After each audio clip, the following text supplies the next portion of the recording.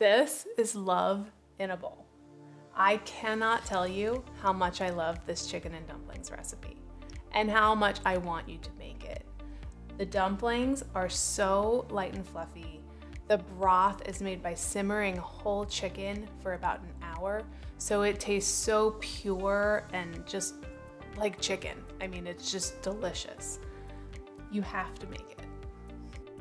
We're gonna make the broth for these chicken and dumplings from scratch. It's easy and it's well worth it. Trust us. We need the top of an onion. Yep, the part that we usually throw away. It adds the perfect amount of oniony flavor. A thick slice works well too.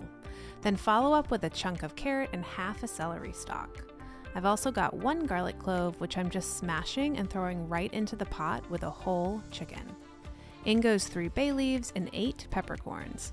Give or take a few.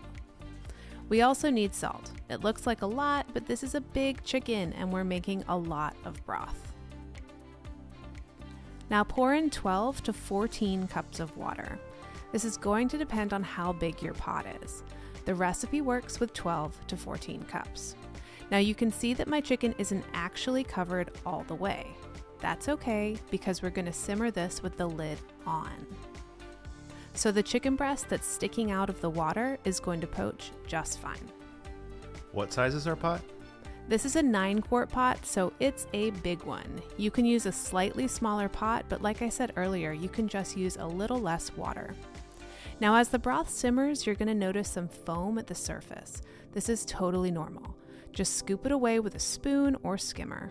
Try to save any peppercorns. I always lose 1 or 2.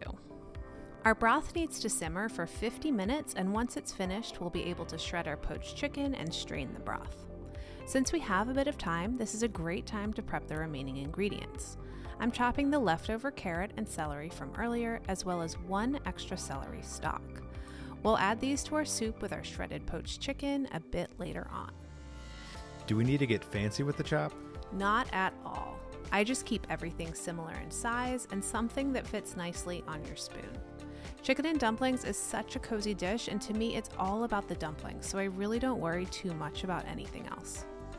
While Joanne's chopping, I want to mention that while we prefer the homemade broth and that tender poached chicken, there is a shortcut if you're short on time. You can use store-bought or pre-made broth and cooked chicken. For the quicker version, this is where you'd start. We all need some shortcuts sometimes, so I love that tip. Here I'm using a bit of twine to tie a little bundle of fresh thyme. Thyme adds the most wonderful classic flavor to our soup. We highly recommend it. I also like to prepare the ingredients for my dumpling batter now too. I'm weighing 325 grams or 2.5 cups of self-rising flour, and then adding 3/4 of a teaspoon of salt and some pepper. If you don't have self-rising flour, you'll need to add some more salt and baking powder to your dumpling mix. We've included exact measurements in the recipe on Inspired Taste. For a bit of color and fresh flavor, let's also add some chopped parsley. I love how it makes the dumplings look and taste, but if you don't have any on hand, you can leave it out. These ingredients will make drop dumplings, which we love when making chicken and dumplings. That means the batter is dropped by the spoonful into simmering broth. They steam in the pot and become so light and fluffy. The dry ingredients are done. Now for the wet ingredients, we will need 1/4 cup of butter and 1.5 cups of whole milk. We will need to melt the butter, but I'll do that right before I make my batter. Now before removing the chicken, I want to show you what we mean when we say gently simmer the chicken. See how there's tiny bubbles dancing around? That's perfect. Now our chicken is done, let's remove it. It needs to cool down a bit before we can pull it. Otherwise, we are definitely going to burn our fingers. So in the meantime, strain the stock and place it back into the pot we used to cook it. Feel free to splash like we did. Very funny. Now the chicken has cooled down a bit, we could shred it. See how juicy it looks? And since we cooked it in the seasoned broth, it tastes amazing too. I remove the meat from the skin and bones, then pull it into large pieces. You could use forks, but honestly, I find that doing all of this by hand is easier and quicker.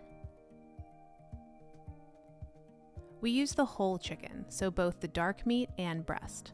I'm telling you that this poached chicken is so tender and juicy, you are going to love it. Here we go. We've got all the chicken pulled. This is ready to go into our soup. We are left with a bunch of bones and skin. When I'm really on my game, I save it. You could make another broth from the bones. In fact, I really love our bone broth recipe on Inspired Taste. We have linked to it below.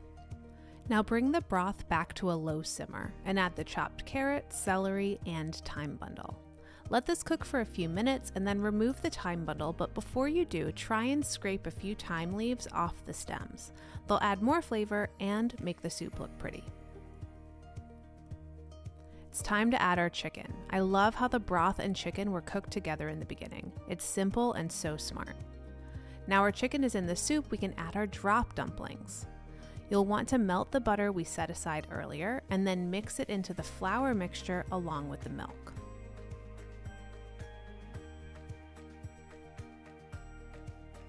This dumpling batter is pretty wet. It's more thick pancake batter than biscuit dough.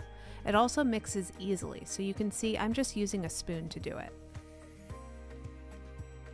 Now grab a spoon or cookie scoop and scoop golf ball size mounds into the gently simmering soup. It's really important that your broth isn't boiling or simmering aggressively. These dumplings are delicate, and too much agitation will make them fall apart. We want to crowd the dumplings into the pot. It's fine if they are all touching. In fact, depending on your pot size, you might even have a few on top of each other. Now let the dumplings cook covered with a lid for 5 to 7 minutes or until the bottom is firming up. Then grab 2 spoons and gently turn each dumpling over.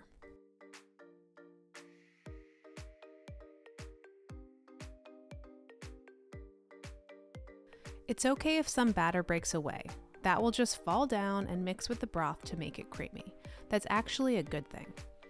As you're turning the dumplings, keep an eye on the heat. You might need to turn your heat all the way down to low.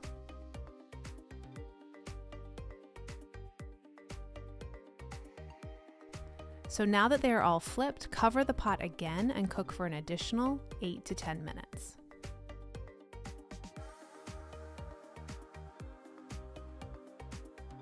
Now wait for it. Look at that. Share this with your family and friends and you will be an instant hero. We hope you try our homemade chicken and dumplings recipe. You will love the light and fluffy dumplings, the juicy and tender chicken, and that broth. Well, it's amazing. We hope you try it, and when you do, come back and tell us about it. We love to hear from you.